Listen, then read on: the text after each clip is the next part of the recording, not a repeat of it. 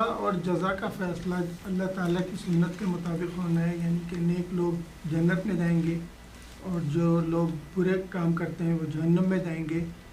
تو پھر کیا شفاعت کا کانسیپٹ اس سے متصادم نہیں ہے؟ کیونکہ شفاعت تو اسی کی جائے گی جو جہنم میں جا رہا ہوگا، جو جنت میں جا رہا ہوگا اس کو شفاعت کی ضرورت ہی نہیں. یہ ہم ہر چیز کو سیاہ اور سفید میں کیوں دیکھتے ہیں؟ یعنی جس وقت ہمارا مقدمہ خدا کی عدالت میں پیش ہوگا تو کیا یہ مقدمہ بالکل سیاہ اور سفید کی طرح ہوگا؟ بہت سے لوگ ہیں کہ جو نیکی اور خیر میں کمال پر ہوں گے، بغیر کسی حساب کے چلے جائیں گے. بہت سے لوگ ہیں جن کا تھوڑا حساب کتاب ہوگا، جس کو حسابًا یسیرہ کہا ہے، وہ معلوم ہو جائے گا کہ نہیں، نیکی کا پہلو غلبہ پاتا ہے، بخش دیے گئے. ایسے لوگ بھی ہوں گے کہ جنہوں نے غلطیاں بھی کی ہیں، ان سے بڑی بڑی کوتاہیاں بھی ہو گئی ہیں، لیکن جذبہ تھا، نیکی تھی، ایمان تھا، خیر تھا، وہ رحمت کے مستحق بھی ہوں گے.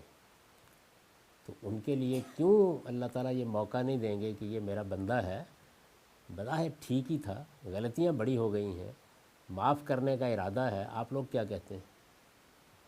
یہ شفاعت. اسی لیے یہ بتایا گیا ہے کہ شفاعت کوئی یہ معاملہ نہیں ہے کہ یہ بندہ جہنم میں جا رہا ہے، آپ بچا لیں گے. میں فیصلہ کروں گا کہ اس پہ رحمت ہونی چاہیے، میں اذن دوں گا کہ کسی نے بات کرنی ہے تو کر لے.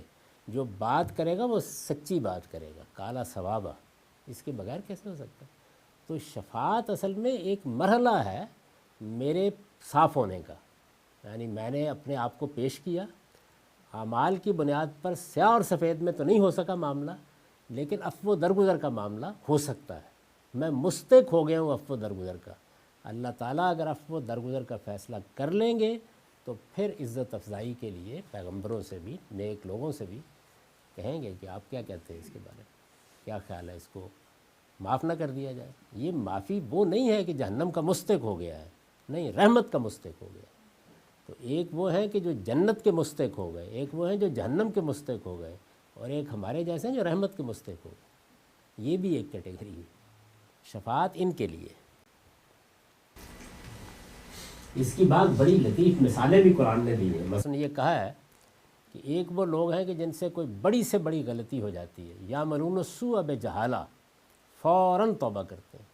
فرمایا مجھ پر لازم ہے کہ ان کی توبہ قبول کر لیتا ہوں.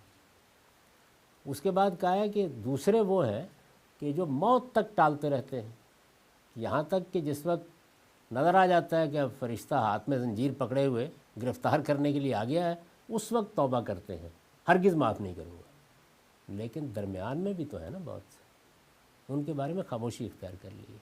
اصل میں یہ درمیان والے ہی بہت زیادہ ہوں گے، یہ سب خدا کی رحمت کے مستحق ہو جائیں گے.